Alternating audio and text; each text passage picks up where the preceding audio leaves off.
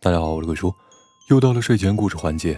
害怕的小伙伴弹幕里扣个1，不害怕的扣一下眼珠子。怪谈协会收录粉丝投稿的毛骨悚然的恐怖经历，以下都以第一人称讲述，切记千万不要夜里一个人看。你害怕走夜路吗？独自一人时，很多人都会感到害怕。超自然现象在寂静昏暗的环境中最容易诱发人类的恐惧，而想象空间使得恐惧感不断放大。据述，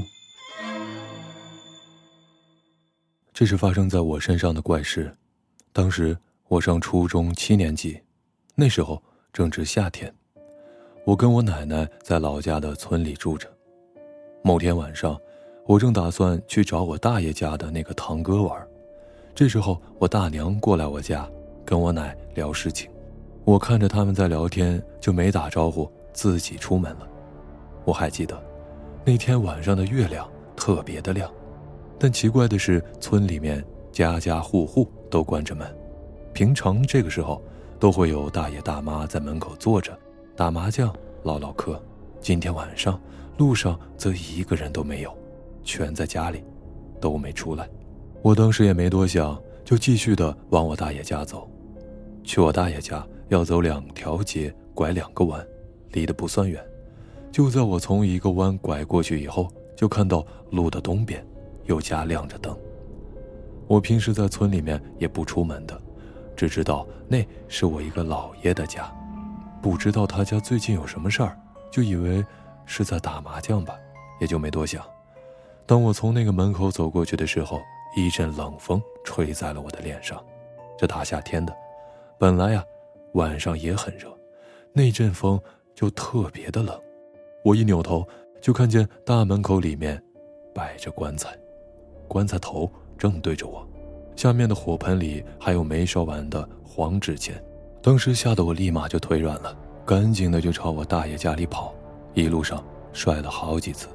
到我大爷家以后，我就坐在了椅子上发愣。我大爷问我怎么过来了，我说我找我哥来玩。大爷就说你哥呀去他姥姥家了，不在家，然后问我是从哪条路上来的。我没敢说自己碰见棺材的事儿，就说自己是从小路上来的。大爷就跟我讲，回去的时候也记得要从小路回去，千万别走大路。我连忙说好。回到家后，我就看到我奶还在跟我大娘聊着天，就直接去睡觉了。当天晚上，我做了一个很奇怪的梦，我梦见我跟我爸还有同村的几个不认识的人在锯树，我负责把锯好的树枝放在车子上，农村的车子就是那种3蹦子，后面走的时候前面都坐满了，我就说我坐在后面，坐树枝上。在经过一座桥的时候，车子翻了，把我压在了下面，我就突然被吓醒了。当时醒了之后，我的脖子特别的疼，就感觉是被什么东西掐着的，神经的那种疼。我以为是落枕脖了，也就没多想。我老家在河南，那边管睡觉扭到脖子叫落枕脖。后面我就去上学了，晚上回来吃饭的时候，我们一家人都在。我奶就说我脖子看起来跟假的一样，只能动身子，不能动脖子。我奶奶就跟我说，昨天半夜我一直在喊娘呀娘的，还一直的踢被子，她半夜起来好几次给我盖被子，但这些我一点影响都没有。我有点被吓到了，就把昨天晚上的事跟我奶奶说了。我奶奶听完以后吓了一大跳，就立马带着我去找村里那个会看的太婆。我当时一进门，她眼睛就盯着我，然后嘴里骂骂咧咧的，说话特别的快，接着让我跪在了一个小雕像的面前，烧了碗纸水给我喝，喝完之后就让我回去赶紧睡觉了，第2天再过来。当天晚上我睡得非常的安稳，也没做梦。第2天睡醒，我奶奶就跟我说，她梦见我那天晚上冲撞的那个死去的老爷了，就站在我家的门口，跟我奶摆着手，说我走了，二嫂子，我走了。梦境中，我的奶奶就冲着他骂，说我孙子的脖子疼，是不是因为你？你再不走就扒你的皮抽你的筋，总之骂的是特别的难听。神奇的是，我睡醒之后脖子就不疼了，我呢也就接着去上学。但后来我听说了那个老爷是怎么死的，这一切的一切竟然能全部的串联起来，并解释得通了。那天晚上做的那个怪梦，为什么喊娘，这些真的现在想起来我都害怕。后面我听说，我那个老爷是跟着同村的几个人去锯树，把树枝装上车以后啊，前面坐满了人，他就坐到了后面。在经过一个小桥的时候，车子翻了，他直接栽了下去，被压断了脖子，当场就没了。当时他娘80多岁，村里人为了不让他娘受刺激，就一直谎称他去外面打工去了，连丧事都没让他娘知道。我在知道后真的也被吓了一跳。那天晚上我做梦也是梦见了锯树，然后车子翻了。包括我那天晚上喊娘，我从来没喊过我妈唤作娘，我一直都是喊妈呀妈的。娘的称呼更多的是老一辈们在用，现在想起来，或许就是她的怨气太大了。我那天晚上不仅吓到了自己，也冲撞了她。这个故事就讲完了。投稿粉丝的经历让鬼叔想起来一件往事，大概是20多年前，鬼叔从内蒙古呼和浩特前往了山西大同，参加表哥的12岁生日庆典，我们方言叫做元生儿。表哥家在很老的一个老胡同里，夜里我和2个哥哥拿着空的饮料瓶子去打醋和酱油，回来的路上呢就开始讲鬼故事。那时候巷子里根本没有路灯的，也只有月光了。附近还有一个乱葬岗，当时边走边听灵异故事，吓得要死。讲完故事，大家没了命的往回跑。鬼叔呢，因为年龄最小，慌不择路，还摔了一跤。小时候的恐惧感来的真的是非常的容易，而现在无畏的我更怀念小时候的无拘无束和难能可贵的单纯的恐惧。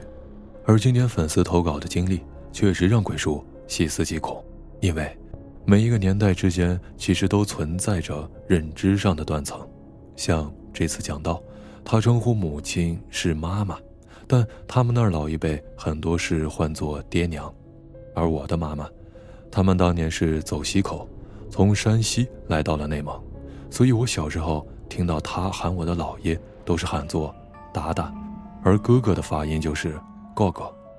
像上周天涯论坛左阳事件的后续楼主说他的祖父是1935年出生，而有的网友留言说，凭借这一点就纯属扯淡，怎么可能16岁上下就生孩子呢？但有些粉丝朋友就会知道，在上世纪的30、40年代，10几岁结婚生子是一个并不少见的情况，它在概率上是可能事件，而非不可能事件。所以时间是看不见的吗？某种程度上来说，这些就是时间留下的痕迹吧。走马灯原本指的是中国民间的一种花灯，点燃就会转起来。但你听说过人生走马灯吗？在中外民间，有种说法是人之将死，脑子里会像放电影似的快速回顾自己的一生。加拿大神经科学家使用脑电图为心脏骤停患者检测和治疗时，无意中记录到了一个濒临死亡的大脑活动。研究小组观察到了有节奏的脑电波模式，类似记忆检索、做梦和冥想时出现的脑电图。在西方，跑马灯又叫生命回忆理论，即濒死者在很短的时间里重温了整个生命，就像死亡前的一道闪电。他们的大脑可能正在回放他们生命中经历的一些最美好的时刻。人生回放，走马灯。我是四川广安的，我的这个事儿，我不知道算不算灵异。我当时上小学，暑假的时候是和奶奶一起生活的。那天因为我们四川这边热嘛，当时奶奶呢就在厨房烧火做饭，我就嫌弃屋子里太热了，就出去到了院子里。当时也拿了一个棍子，在院子外学电视剧里的武侠挥舞了起来。突然出现了一个人形的黑乎乎的东西，可以说是影子，他就从我的面前过去。我看不清他的脸，他的背影和走路的姿势和我们村里那个老人一模一样，但是那个老人明明得了癌症，怎么会看起来像没事人一样呢？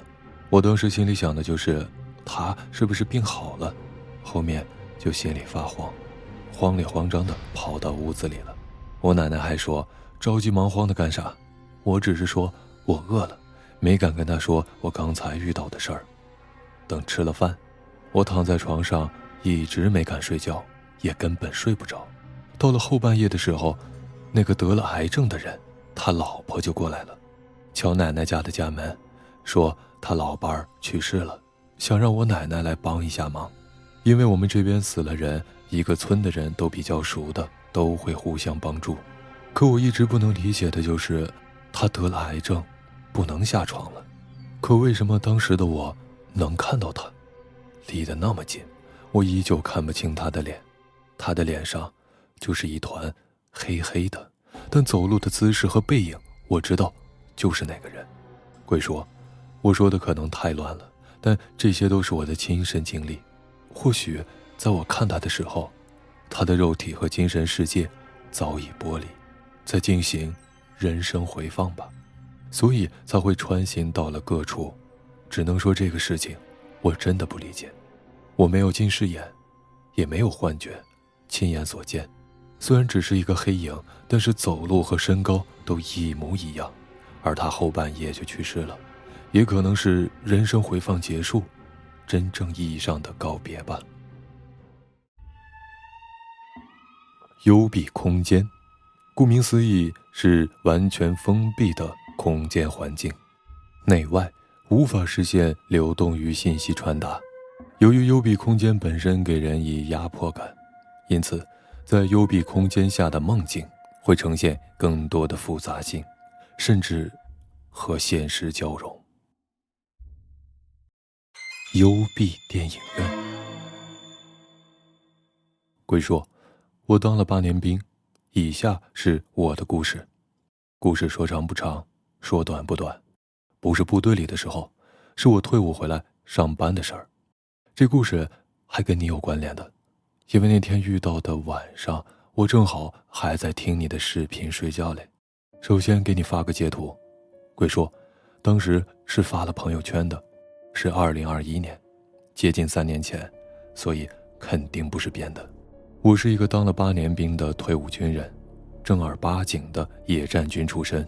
我是2017年退伍，2020年去的国企上班。在我退伍回来上班以后，因为当时刚去上班，公司房源不够，我就暂时住在了以前我姑姑住的地方。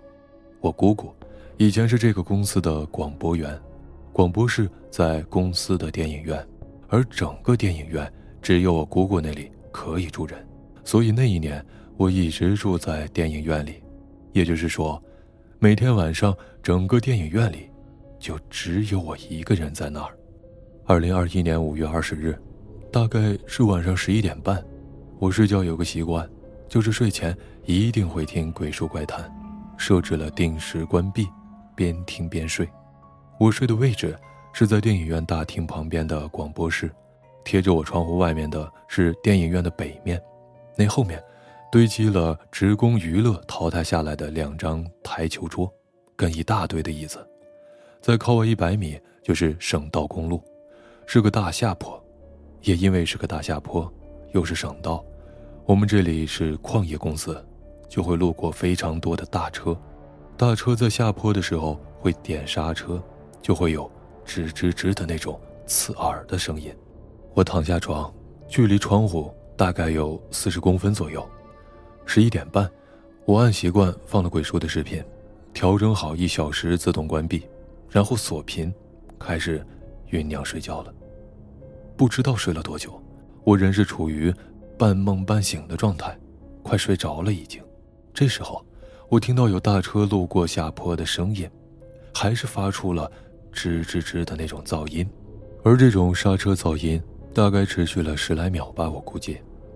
突然，那个声音就变成了一个女人歇斯底里的那种疯狂的笑声。前面说了，公路在电影院的北面，距离我大概100米左右吧。变成那个女人的笑声的一瞬间，声音就从100米外突然到了我的窗户边，贴着我窗户在笑，也就是我头上面40公分左右的位置。就是一瞬间，从远处一下子到了耳边的感觉。我当时一下子就懵了，是真的懵了，瞬间清醒，下意识地打开了手机，关了视频，再听，而那个声音就随之消失了。然而更恐怖的来了，那时候我是彻底清醒的状态，并且还打开了我床边的大探照手电，站起来照了照窗户外面，什么都没有，声音也消失了。我刚躺下来，还在怀疑是不是我的错觉，这时候我清晰的就听到1墙之隔外面的台球桌在移动着。要知道，那台球桌上面还码了非常多的凳子，不知道有多重，而且北面的大门是锁了很多年的，除非公司有活动才会临时的打开，给员工上厕所。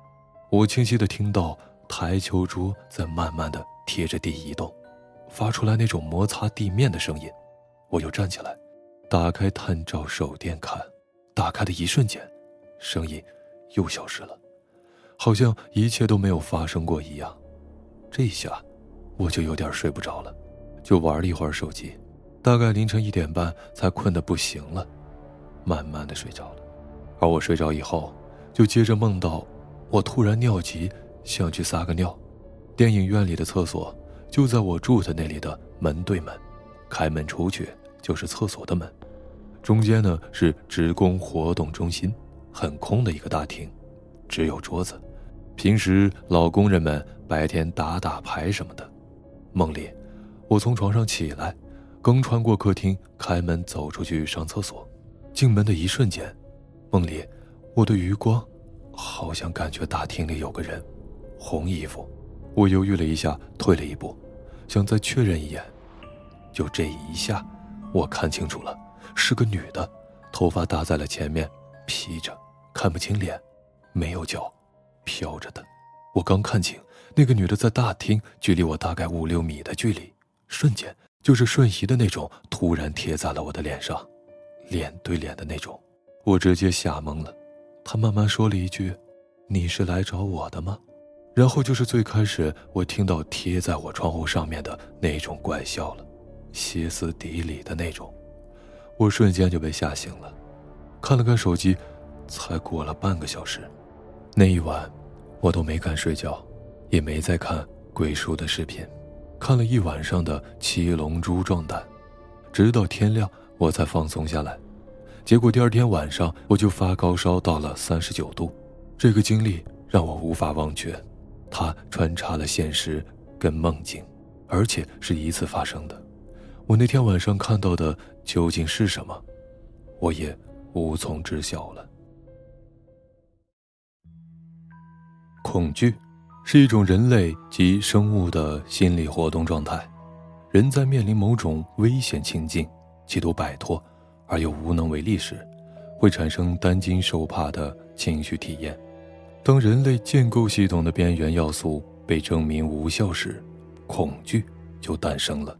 科学家发现，大脑中有一个特定的区域，在产生恐惧感后会变得异常的活跃，从而使人产生勇气。既然这样，鬼叔就再讲一个故事，给你的勇气技能点加满吧。一双纸鞋。这是发生在我身上的怪事。第一个是我初2的时候，那时候是运动会，我白天没啥事儿，看鬼故事书，里面的故事一点都不吓人，但是我不知道怎么的就被吓到了，大白天都心慌发怵。这都没啥，晚上回家的时候，诡异的事情就发生了。我总感觉后面有东西跟着，上楼的时候就看见后面的楼梯口有一双纸鞋，联想到当天看的鬼故事，给我直接吓傻，当晚就发烧了。我也没敢跟我爸妈说我是看鬼故事给吓到了，更不敢说我看到了止邪的事儿。所幸就这么3天，慢慢的就好了。第二个事儿是前年，我有一个同事猝死了，死在了自己的寝室。后来我们这儿呢又来了一个新的同事，是我们这儿的副厂长。来了有一阵子之后，突然有一天发烧了，然后出去打针，打了好几天都没见效。后来那个大夫意思是找一个会看外病的给看看。我们公司呢本身是在山沟子里，周边屯子老人也多，就找了一个给看了，说是冲了一个老头。我们都吓了一跳，因为猝死的那个同事就是个老头。后来我同事就听从了那人的建议，用大蒜摆了一圈，然后在中间烧了黄纸，每天晚上7点准时开烧，持续了3天。涉及到我的是，我正好住在他隔壁，他这一世做了3天，害得我做了3天的噩梦，而且我现在还记得噩梦的内容，3天做了一样的梦。这个梦很是诡异，我梦见自己在澡堂子里洗澡，突然灯灭了，有个黑影突然出现在了我的面前，我就醒了过来，连着3天。后来回家，我跟我妈聊起这事儿的时候，我提小时候看到了止邪的事儿，没想到她不但没说我乱讲，还跟我说她小时候也见过类似的，是看见这树上有一个死孩子。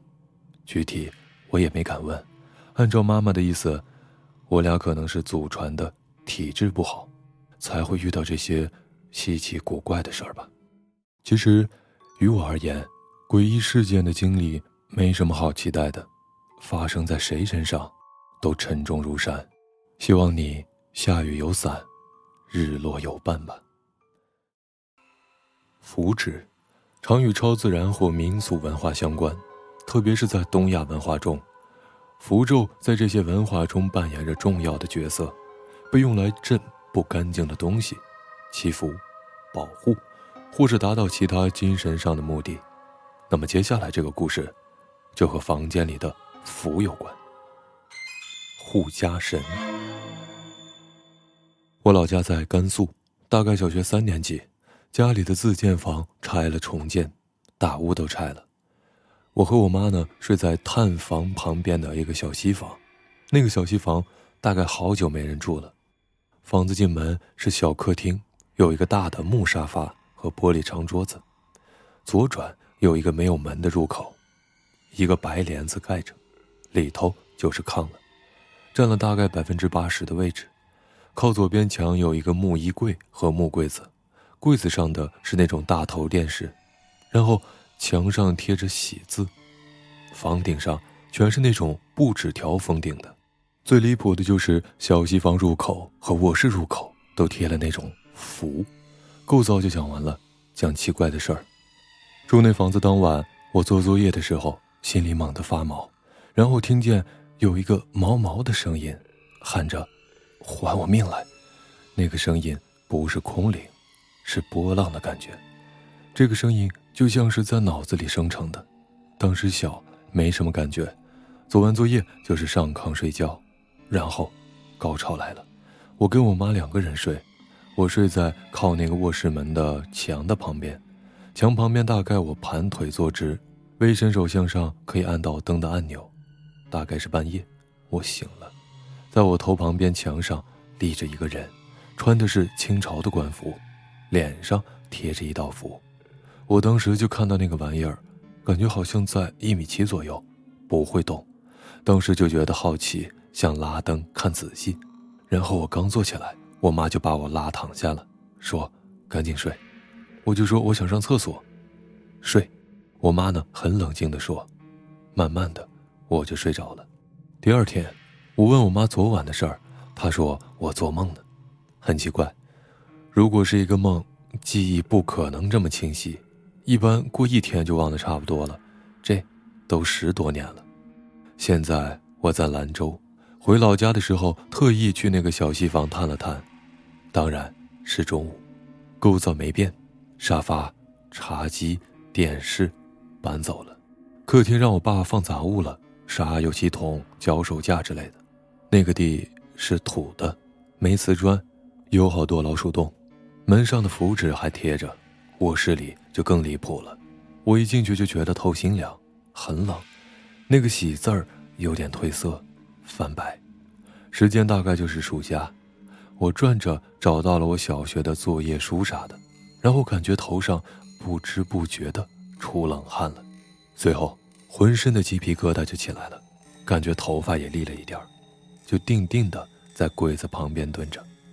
过了10几秒，我感觉好多了，就直接溜出去了，啥都没拿，直接往外冲。晚上我出去撒尿，四合院嘛，虽然重建了，我爸就把厕所移到外面的果园了。要上厕所就得出大门，然后小西房呢就在我的左手边。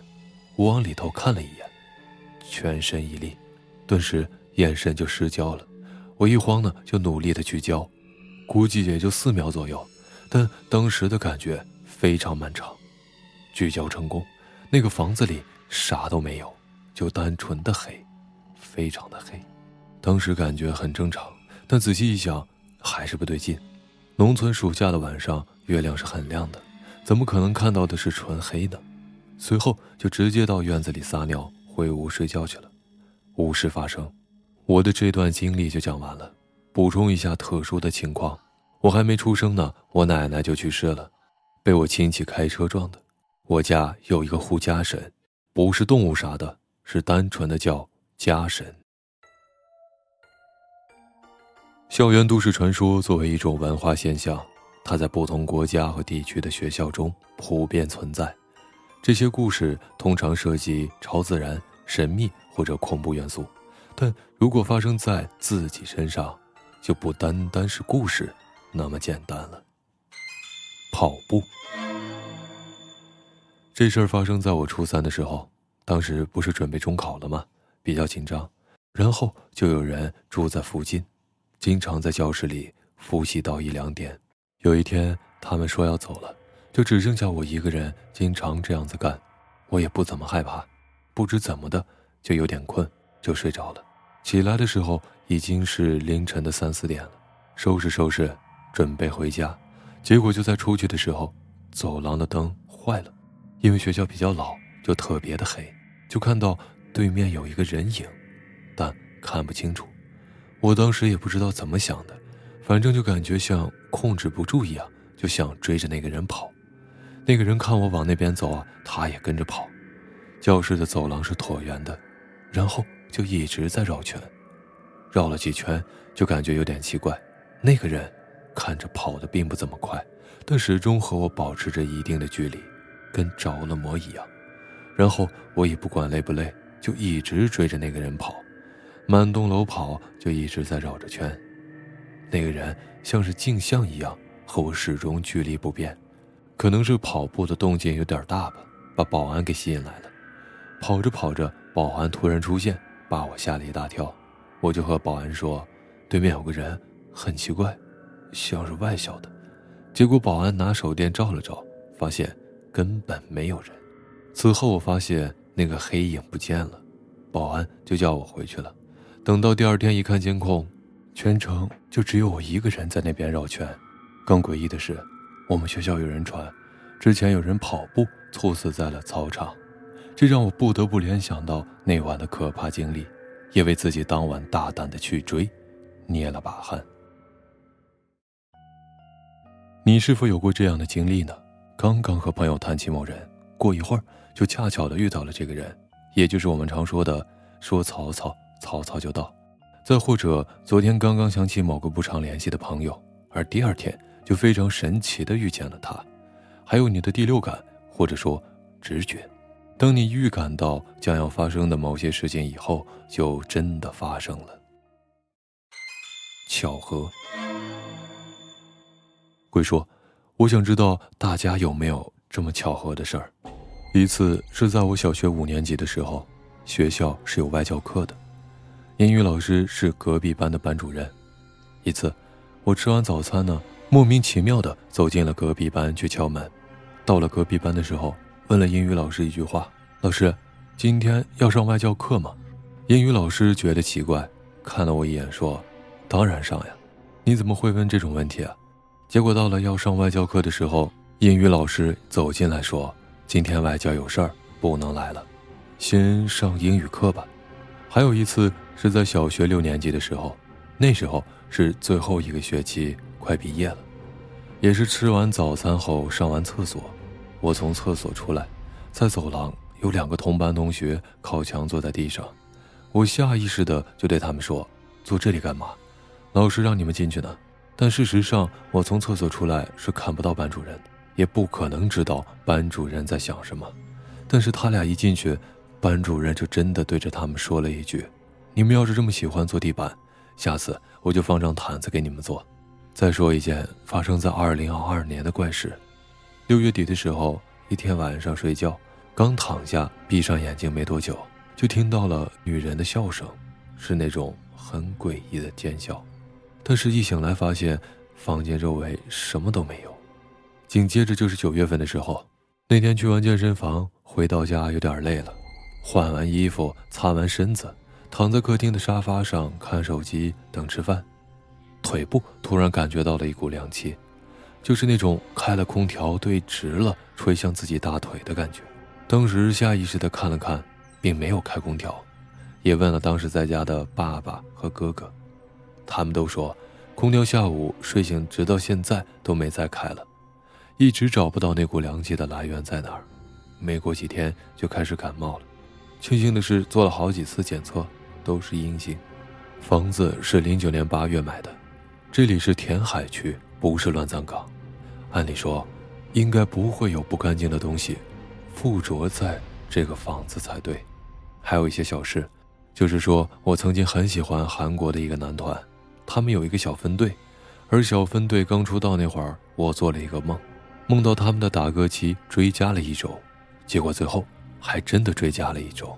我还追过一个韩国的5人女团，在他们出道后的第2年秋天，我就做了一个梦，梦到他们会在17年，也就是出道5年后解散，结果他们到了17年就真的解散了。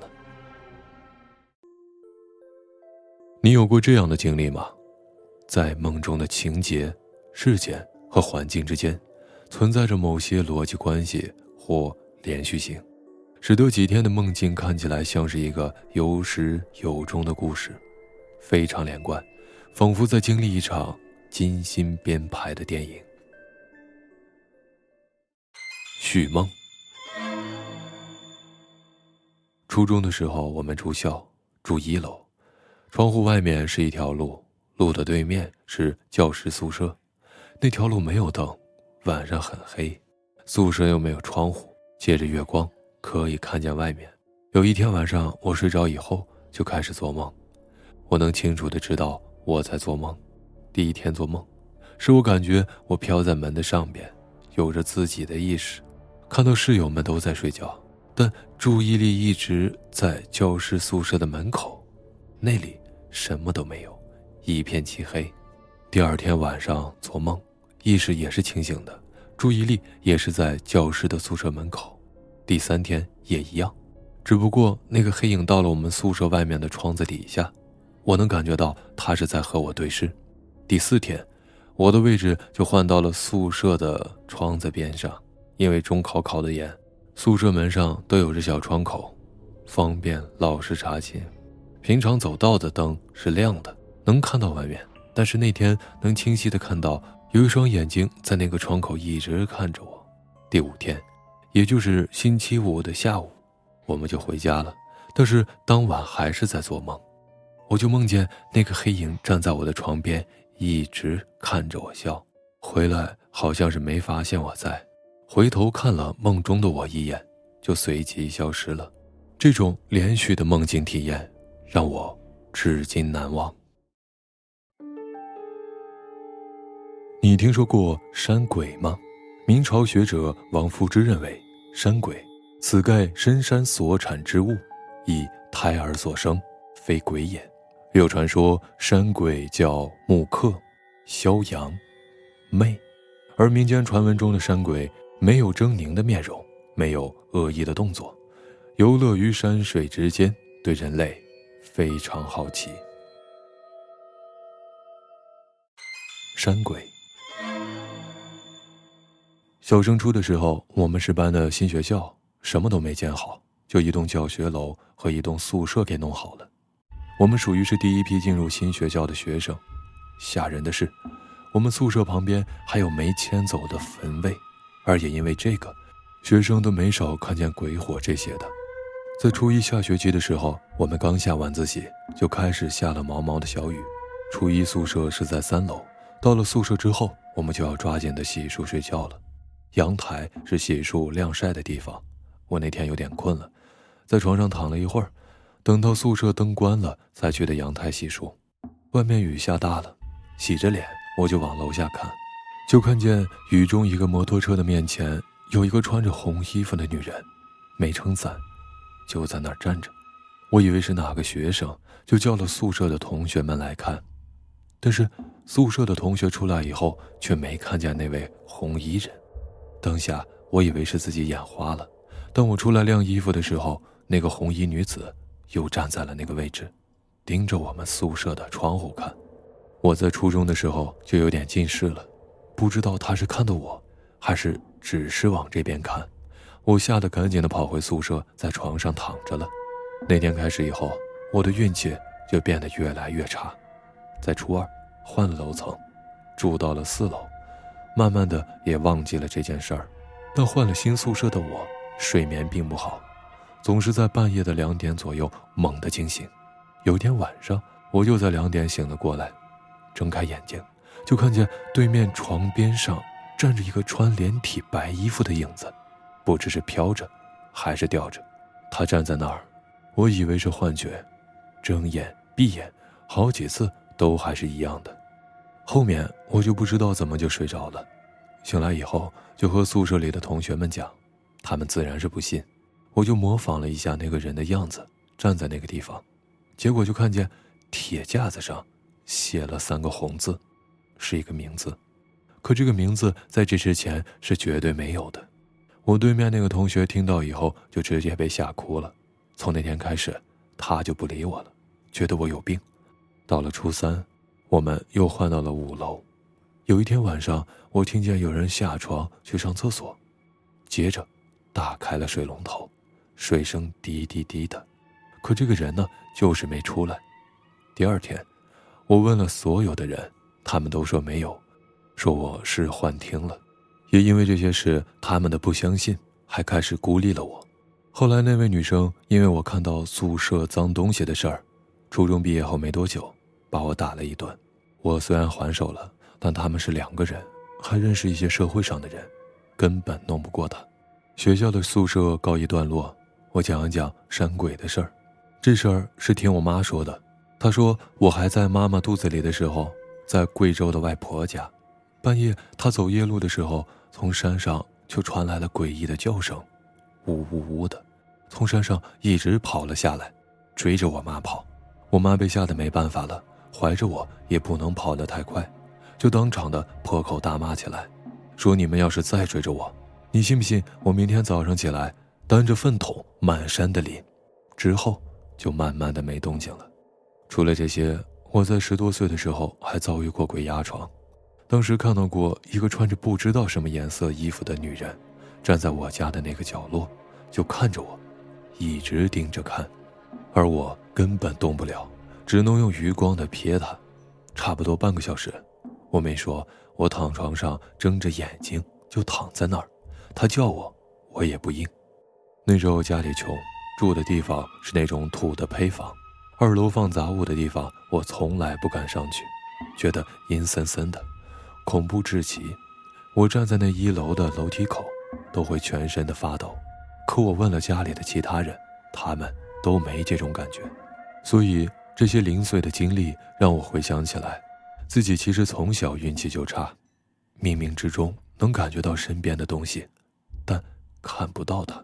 我玩蹦蹦床能把自己的手扭骨折。有一次骑电瓶车回家，遇到了鬼打墙，在一个街道绕了半天都出不去，从8点多到了快10点，电瓶车都没电了，路边一个人都没有。不知道怎么办的时候，突然出现了一个男的，他告诉我说，你往左边走，一直往前，不要往回看，这样就能到你家附近了。后来我顺利的出来了，但也是事后才反应过来，我压根儿没有和他说家里的方向，他又是如何知道的呢？这件事儿我没和爸妈讲，但在回去的时候被着急的爸妈给骂了一顿，说我在外面好几个小时都不回家。我才知道我8点从朋友家出来，回到家已经10点了。有时候我就在想，我遇到的鬼打墙会不会是山鬼的捉弄呢？其实给鬼叔的投稿也是想特别的提醒大家，拒绝校园霸凌，保护好自己。好了，今天的故事有让你想起什么恐怖遭遇吗？本期结束，喜欢的小伙伴欢迎订阅。如果你也有让你无法解释甚至毛骨悚然的经历，欢迎投稿给鬼叔。下期不见不散。